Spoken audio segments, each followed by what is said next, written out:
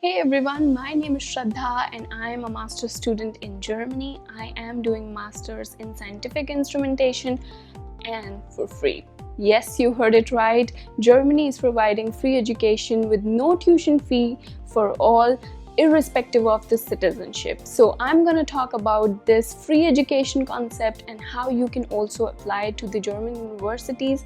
And also I'm going to talk about why you should choose Germany over other universities like US, UK, Canada, and Australia. And then I'm going to share my experience of studying in Germany and some tips for the students who are aspiring to study in Germany as well.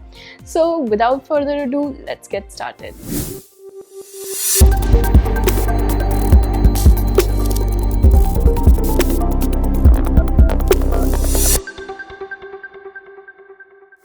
So number one question that I want to answer is, what is this free education in Germany all about? Well, it is about all the public universities that are actually government universities are not charging any tuition fees, which means that you can study in Germany for free without any tuition fees, because tuition fee comprises the major part of your studies when you're taking admission or enrolling yourself in some university or course. While in Germany all public universities are not taking any tuition fees, there is an exception in one of the states, which is Baden-Württemberg, where the tuition fees is very low. It is like 1500 or so. But other than that, all the universities which are public are not charging any tuition fees. And my university is one of those, and I am not paying any tuition fees. However, there is a semester contribution. This semester contribution can range from 50 to 350 euros, which is nothing. It is like 33,000 maximum rupees. And if you're doing your masters in India, then also you will be paying around 33,000. That's the minimum that you would be paying if you do your masters. So that is the same with the universities in Germany. You would be paying just 33,000 if you convert in INR, but it would be around 50 to 350 euros.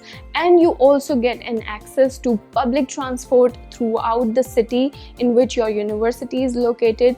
And sometimes some universities are also giving transportation usage throughout the state. If you exceed your study limit, like you were given 2 years to do your masters, but you are allowed to extend it up to 4 years. So if you extend after 2 years, there are some universities that charge more.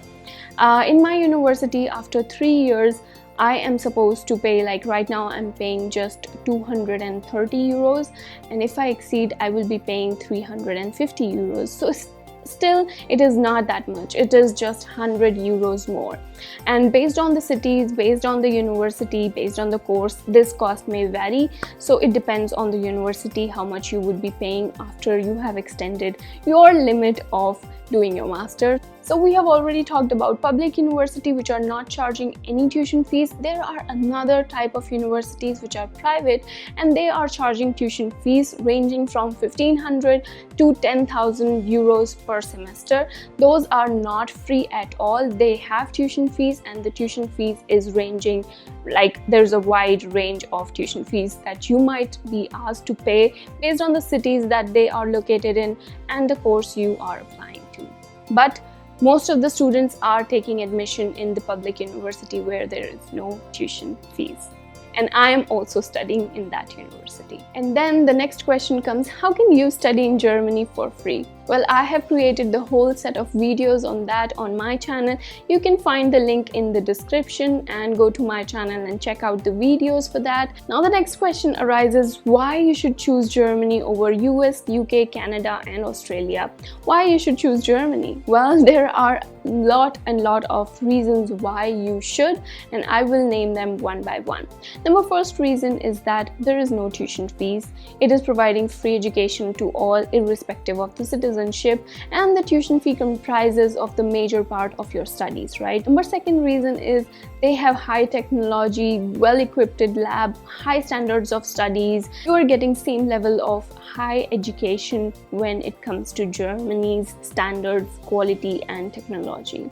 I mean, who doesn't know about the mechanical engineering of Germany, the cars, right? So there is no comparison of Germany when it comes to automobiles, and who can question their automobile technology, right? Number third reason is you are also allowed to do your part-time job in Germany. As a student, you are allowed to work and also earn for your living, so you can also manage your living cost in Germany. Number fourth reason is, of course, it is at the center of Europe.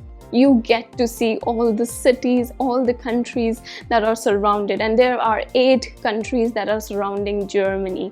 Germany shares the border with 8 other countries, so it is easy to travel to those countries and explore Europe. It is most beautiful place to be in order to explore the Europe. Number 5th is the cost of living. The cost of living in Germany, I would say, is relatively low compared to the US, Canada, Australia, UK, and I feel that it is very affordable for the people who are looking for, studying abroad options and who do not want to have a very high expense cost. So you can go for this affordable option, which is not only affordable but at the same time very, very, very competitive when it comes to your study quality, standards and technology.